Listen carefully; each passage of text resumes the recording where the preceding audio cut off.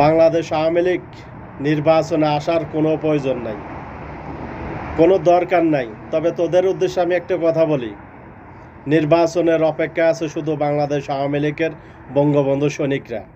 কারণ কি জানিস, নির্বাচনটা একটু হতে দে। আমাদের কোনো প্রয়োজন নাই নির্বাচনে অংশগ্রহণ করা। শুধু আমাদের এখন একটাই লক্ষ্য, নির্বাচন হওয়ার পরে তোদেরকে কিভাবে আমরা পিটাবো, কিভাবে তোদের হাত পা ভেঙে দেব, কিভাবে তোদের চোখ উঠাই দেব। আমাদের উদ্দেশ্য এখন বর্তমানে এটা। এর বাইরে আমাদের কোনো উদ্দেশ্য নাই, এর বাইরে আমাদের কোনো লক্ষ্য নাই।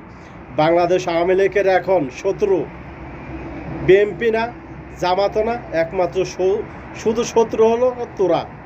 যতগুলো উপদেষ্টা আছিস বাংলাদেশ আওয়ামী লীগের শত্রু একমাত্র শুধু তোরা। তোরা কই পালাবি রে মামা, কই যাবি রে তোরা? নির্বাচনের পরে দেখা যাবে ইনশাআল্লাহ, নির্বাচনের পরে দেখবো তোদেরকে। শুধু